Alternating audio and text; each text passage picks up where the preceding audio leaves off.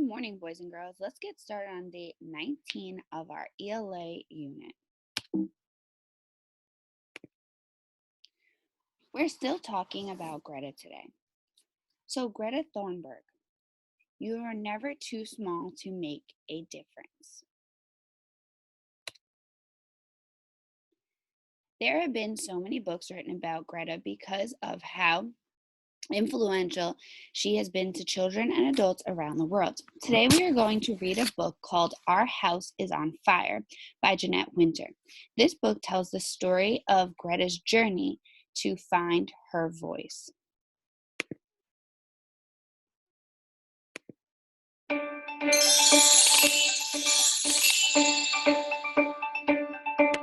Was her friend. Greta is a. It's about Greta Thunberg's call to save the planet. Greta is a quiet girl who led a quiet life in the city of Stockholm. Her dog Roxy was her friend. All my life I've been invisible. The invisible girl in the back who doesn't say anything. In school she felt alone. Then one day Greta's teacher talked to the class about the climate, about how our planet is getting warmer, about how the polar ice is melting, about how animals' lives are threatened, and ours too. That's when Greta's life changed. She read for hours and watched film after film about our warming world. Greta could think about one thing for a long, long time. She saw ice melting into the sea, disappearing. She saw mighty winds and torrential rains howling across the land. She saw coral reefs deep down in the sea, pale as ghosts, bleached by the warming waters. Greta saw living creatures everywhere, struggling to stay alive. Greta saw floodwaters covering houses and people and animals. She saw cities swallowed under rising oceans. She saw the smoldering sun scorch the earth, leaving it bone dry. She saw blazing wildfires racing through the forests. Our house is on fire. Greta became sad, thinking about the climate all the time. She barely ate or spoke. Those pictures were stuck in my mind. The sad days went on for a long time, each day more unhappy than the next. There might not be a world to live in when she grows up. What use is school without a future? What can I do, she wondered. Greta decided to go on strike from school for the climate. Her parents understood. Greta skipped school one Friday and took her poster, School Strike for Climate, to the Parliament building to sit on strike. She hoped lawmakers would see her. People walked past, too busy to notice. Greta was invisible there, too. She was at the Parliament building every Friday, even in the rain. Then word of her strike began to spread. Little by little, other school strikers joined her. On Fridays, Stockholm schools were a bit empty. More people started noticing the child strikers, and word spread through cyberspace about the Friday school strikes. Children started striking everywhere. If grown-ups won't act to save the planet, children will. The quiet girl who always felt invisible was asked to speak to very important people at the United Nations climate talks in Poland. Greta only spoke when she thought it was necessary. You say you love your children above all else, and yet you are stealing their future in front of their very eyes. We need to keep the fossil fuels in the ground. The quiet girl was invited to speak to important people at the World Economic Forum in Davos, Switzerland. It was necessary to speak. I don't want you to be hopeful. I want you to panic. I want you to feel the fear I feel every day. I want you to act as if the house was on fire, because it is. Greta's protest, all alone, sparked a worldwide children's march. Her quiet voice, joined by thousands of voices, became a roar. Can you hear us? Denial is not a policy. Stop climate crime. Keep oil in the ground. It's our future.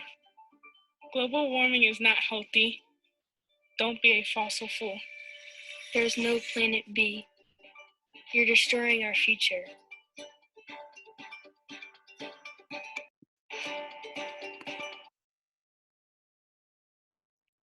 What will you do to help the planet?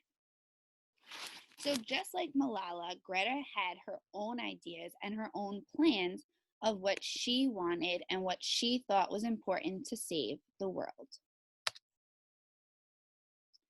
Greta has been working very hard to achieve her goal and has been joined by many others around the world. Greta has worked to put together her hashtag Friday for the Future website. Their children can post videos of what they're doing at home with their friends and at school. Greta also has posted a calendar of when she and other children are hosting an event. Working together is the best way to achieve this goal for 2030. So now we're going to take a look at this hashtag Fridays for Future. And this is Greta's website. So I can post this link also on the domain if you guys want to take a look at it. It's a pretty cool website. So when you enter, the first thing you see is this digital strike from 24th of April. So that was last week. That was actually last Friday. And if you guys want to take a look at that video, this is a digital strike. So basically, because of the corona pandemic, people are unable to strike because they're unable to gather, right? Because we have to stay 6 feet away from each other. So this is what they did as a digital strike. So all the protesters who would normally come and stand and here are their signs, they decided to make signs and then just put them on the ground. And this is an aerial view of the strike. So we can watch this little video clip of it kind of coming all together. You see that there's like sheets or some type of cloth, right, that they made the words and they cut out each letter. So it's a pretty cool aerial view of her protest. And this is, again, still in Germany. So this is where this protest was. This is where they decided to do this. So here's another view. So this is the Parliament building in Germany. And then here's her protest. Here are the signs of what I was talking about, right? So they just laid the signs out. Here are people putting out some of the other signs. Here's a picture of Greta. So it's a pretty cool website if you guys want to take a look. There's the map of actions. What can we do? So if you're really interested, you can click on this and then you can find out what you can do at home. I know some of the students in my class have already kind of talked about maybe beach cleanup, stuff like that. And that's things, guys, you don't have to wait for the pandemic to be over. On a nice day when everybody's enjoying that weather, take a ride to the beach, go clean up some of the beach, bring a garbage bag, bring gloves, right? Because you don't want to pick up anything that might have been touched by somebody else, especially right now. So your assignment today in Test Wizard is you're going to read some of the lines from the book and you're going to answer this question at the bottom, a Cree question. So I just want to talk for a second about what you're going to be looking for as you read. So it says, she saw melting ice into the sea. She saw mighty winds, right? Greta saw living creatures everywhere struggling to stay alive. So your question and what you really need to ask yourself is, how does the repetition of she saw, Greta saw, help you understand why she felt so strongly about this? Why she went to her parents and said, Mom, Dad, I need to protest every Friday. I need to save the planet. Good luck Have a wonderful day, guys, and I will see you soon.